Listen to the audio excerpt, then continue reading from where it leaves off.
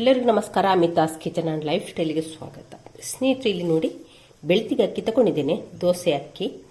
ಇದನ್ನೊಂದು 4 ಗಂಟೆಗಳಷ್ಟು ಹೊತ್ತು ನೆನೆ ಹಾಕಿದ್ದೇನೆ. ನೆನೆ ಹಾಕಿದ ನಂತರ ತಿಳಿ ನೀರು ಬರೋ ತನಕ ಚೆನ್ನಾಗಿ ವಾಶ್ ಮಾಡಿದ್ದೇನೆ. ಅಕ್ಕಿಯನ್ನು ಫಸ್ಟಿಗೆ ಚೆನ್ನಾಗಿ ವಾಶ್ ಮಾಡಬೇಕು.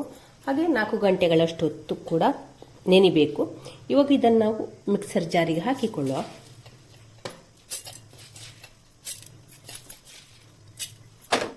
ನೋಡಿ, ಈ ಕಪ್ಪಲ್ಲಿ 1 ಕಪ್ಪಿನಷ್ಟು ದೋಸೆ ಅಕ್ಕಿಯನ್ನು ತಗೊಂಡಿದ್ದೇನೆ. ಅದೇ ಕಪ್ಪಲ್ಲಿ ಅರ್ಧ ಕಪ್ಪಿನಷ್ಟು ಹಸಿ ತೆಂಗಿನಕಾಯಿಯನ್ನು ತಗೊಂಡಿದ್ದೇನೆ. ಬಿಳಿ ಭಾಗ ಮಾತ್ರ ಸಾಕು, ಅದರ ಕಪ್ಪು ಕಪ್ಪಲ್ಲ ಬೇಡ, ಬ್ರೌನ್ ಕಲರ್ ಇದೆಲ್ಲ ಬೇಡ. ಬರೇ ಬಿಳಿ ಭಾಗದ ಹಸಿ ತೆಂಗಿನಕಾಯಿಯನ್ನು ಹಾಕ್ತಾ ಇದ್ದೇನೆ. ಹಾಕಿ ಈಗ ರುಬ್ಲಿಕ್ಕಾಗುವಷ್ಟು ನೀರನ್ನು ಕೂಡ ಸೇರಿಸಿಕೊಳ್ಳ. ರುಚಿಗಾಗುವಷ್ಟು ಕಲ್ಲುಪ್ಪನ್ನು ಕೂಡ ಸೇರಿಸ್ತಾ ಇದ್ದೇನೆ.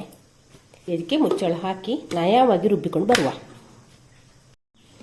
ಇವಾಗ ಅಕ್ಕಿಯನ್ನೆಲ್ಲ ನಯವಾಗಿ ರುಬ್ಬಿಕೊಂಡಿದ್ದೇನೆ. ಈಗ ಇದನ್ನೊಂದು ಮಣ್ಣಿನ ಚಟ್ಟಿಗೆ ಹಾಕ್ತಾ ಇದ್ದೇನೆ. ಇದಕ್ಕೆ ಮಿಕ್ಸರ್ ಜಾರ್ ತೊಳೆದಂಥ ನೀರನ್ನು ಕೂಡ ಸೇರಿಸ್ತಾ ಇದ್ದೇನೆ. ಈಗ ಹಿಟ್ಟನ್ನು ಹದ ಮಾಡಿಕೊಳ್ಳುವ. ಚೆನ್ನಾಗಿ ಮಿಕ್ಸ್ ಮಾಡುವ ಹಿಟ್ಟನ್ನು ನೋಡಿ ಚೆನ್ನಾಗಿ ಮಿಕ್ಸ್ ಮಾಡಿಕೊಂಡಾಯಿತು. ಹಿಟ್ಟಿನ ಹದ ಈ ರೀತಿಯಲ್ಲಿದೆ. ಇನ್ನಿದನ್ನು ನಾವು ಇಲ್ಲಿ ಸ್ಟವ್ ಮೇಲೆ ಒಂದು ದೋಸೆ ತವವನ್ನು ಕಾಯಲಿಕ್ಕೆ ಇಟ್ಟಿದ್ದೇನೆ. ಕಾವಲಿ ಕಾದ ನಂತರ ಒಂದು ಸ್ವಲ್ಪ ನೀರನ್ನು ಚಿಮುಕಿಸಿಕೊಳ್ಳುವ. ನೀರನ್ನು ಚಿಮುಕಿಸಿ ಕಾವಲಿಯನ್ನು ಚೆನ್ನಾಗಿ ಒರೆಸಿಕೊಳ್ಳುವ. ಇವಾಗ ಇಲ್ಲಿ ಒಂದು ಸ್ವಲ್ಪ ಎಣ್ಣೆಯನ್ನು ಸವರಿಕೊಳ್ಳುವ. ಇವಾಗ ಕಾವಲಿಗೆ ಹಿಟ್ಟನ್ನು ಹಾಕಿಕೊಳ್ಳುವ.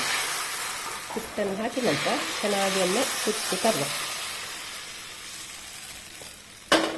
ನೋಡಿ, ಕಣ್ಣು ದೋಸೆ ನೋಡಿ ಚೆನ್ನಾಗಿ ಕಣ್ಣು ಬಂತಲ್ಲ. ಇವಾಗ ಮುಚ್ಚಳ ಮುಚ್ಚುವ. ಇವಾಗ ನೋಡುವ ನಮ್ಮ ಕಣ್ಣು ದೋಸೆ ಯಾವ ರೀತಿ ಬಂದಿದೆ ಅಂತ. ನೋಡಿ, ಸೂಪರ್ ಆಗಿ ಬಂದಿದೆ. ಮುಚ್ಚಳ ತೆಗೆದ ತಕ್ಷಣ ನಾವು ಇದನ್ನು ಎಬ್ಬಿಸೋದು ಬೇಡ. ಒಂದು 2 ಸೆಕೆಂಡ್ ಬಿಟ್ಟ ನಂತರ ಎಬ್ಬಿಸ್ಕೊಂಡ್ರೆ ಆಯಿತು. ಸೈಡ್ ಎಡ್ಜಿಂದೆಲ್ಲ ಎದ್ದುಕೊಂಡು ಬರಲಿ, ಆನಂತರ ಇದನ್ನು ತೆಗೆದ್ರೆ ಆಯಿತು. ನೋಡಿ ಎಷ್ಟು ಚೆನ್ನಾಗಿ ಬಂದಿದೆ ನೋಡಿ ಕಣ್ಣು ದೋಸೆ. ಇವಾಗ ನೋಡಿ ಸೈಡಿಂದೆಲ್ಲ ಎದ್ದುಕೊಂಡು ಬಂದಿದೆ. ಇವಾಗ ನಾವು ಇದನ್ನು ಎಬ್ಬಿಸ್ಕೊಂಡ್ರೆ ಆಯಿತು. ಸೌಟು ಕೂಡ ಬೇಡ, ಕೈಯಲ್ಲೇ ಇದನ್ನು ತೆಗಿಬೋದು. ನೋಡಿ ಎಷ್ಟು ಚೆನ್ನಾಗಿ ಬಂದಿದೆ ಕಣ್ಣು ದೋಸೆ. ನೋಡಿ, ಇದೇ ರೀತಿ ಎಲ್ಲ ದೋಸೆಯನ್ನು ಮಾಡಿಕೊಳ್ಳುವ. ತವವನ್ನು ಫಸ್ಟಿಗೆ ಚೆನ್ನಾಗಿ ಕ್ಲೀನ್ ಮಾಡಿಕೊಳ್ಬೇಕು, ಇಲ್ಲದ್ರೆ ದೋಸೆ ಸ್ವಲ್ಪ ಕಲರ್ ಚೇಂಜ್ ಆಗ್ತದೆ. ಚೆನ್ನಾಗಿ ಕ್ಲೀನ್ ಮಾಡುವ. ಸ್ವಲ್ಪ ಎಣ್ಣೆ ಹಾಕಿಕೊಂಡ್ರೆ ಸಾಕು, ಜಾಸ್ತಿ ಎಣ್ಣೆ ಹಾಕಬೇಕು ಅಂತೇನಿಲ್ಲ. ಎಣ್ಣೆ ಹಾಕದೆ ಕೂಡ ಮಾಡ್ಬೋದು. ಹಾಕಿ ಒಮ್ಮೆ ಚೆನ್ನಾಗಿ ಎಣ್ಣೆಯನ್ನು ಸ್ಪ್ರೆಡ್ ಮಾಡಿ. ಇವಾಗ ಇಲ್ಲಿ ಹಿಟ್ಟನ್ನು ಹಾಕ್ತಿದ್ದೇನೆ. ಜಾಸ್ತಿ ಹಿಟ್ಟು ಹಾಕಿಕೊಳ್ಳೋದು ಬೇಡ, ಸ್ವಲ್ಪ ಹಿಟ್ಟು ಅಂದರೆ ಎಷ್ಟು ತುಂಬ ಹಿಟ್ಟು ಜಾಸ್ತಿ ಹಾಕಿದ್ರೆ ಉಂಟಲ್ಲ, ನಮಗಿಲ್ಲಿ ದೋಸೆ ತೆಳ್ಳಗೆ ಬರೋದಿಲ್ಲ, ದಪ್ಪಕ್ಕಾಗ್ತದೆ. ನೋಡಿ, ಎಷ್ಟು ಬೇಕಷ್ಟು ಮಾತ್ರ, 1 ರೌಂಡಿಗೆ ಆಗುವಷ್ಟು ಮಾತ್ರ ಹಿಟ್ಟನ್ನು ತಗೊಂಡ್ರೆ ಆಯಿತು. ನಿಮಗೆ ಒಂದು ದೋಸೆ ಹಾಕುವಾಗ ಅಂದಾಜು ಆಗ್ತದೆ. ಆನಂತರ ಹಾಗೆ ಮಾಡಿದರೆ ಆಯಿತು, ಎಷ್ಟು ಹಿಟ್ಟು ಬೇಕು ಅಂತ ಗೊತ್ತಾಗ್ತದೆ. ಇವಾಗ ಇನ್ನು ಮುಚ್ಚಳ ಮುಚ್ಚುವ. ನೋಡಿ, ದೋಸೆ ಚೆನ್ನಾಗಿ ಕಣ್ಣು ಬಿಟ್ಟಿದೆ. ನೋಡಿ ಸುಲಭವಾಗಿ ಎದ್ದು ಕೂಡ ಬರ್ತದೆ.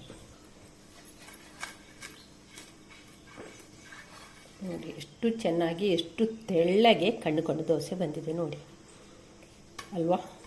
ಇದೇ ರೀತಿ ಎಲ್ಲ ದೋಸೆಯನ್ನು ಕೂಡ ಮಾಡಿಕೊಳ್ಳುವ. ಸ್ನೇಹಿತರೆ, ವಿಡಿಯೋ ನೋಡಿದ್ರಾ? ಹಾಗೆ ಈ ನಮ್ಮ ಕಣ್ಣು ದೋಸೆ ನಿಮಗೆ ಇಷ್ಟ ಆಯಿತಾ? ಹಾಗಾದರೆ ನೀವು ಕೂಡ ಒಂದ್ಸಲ ಟ್ರೈ ಮಾಡಿ. ಇವಾಗ ತೆಂಗಿನಕಾಯಿ ಕೊಯ್ಯುವಂಥ ಒಂದು ಸೀಸನ್, ಎಲ್ಲರ ಮನೆಯಲ್ಲಿ ಹಸಿ ತೆಂಗಿನಕಾಯಿ ಇದ್ದೇ ಇರ್ತದೆ ಅಲ್ಲ.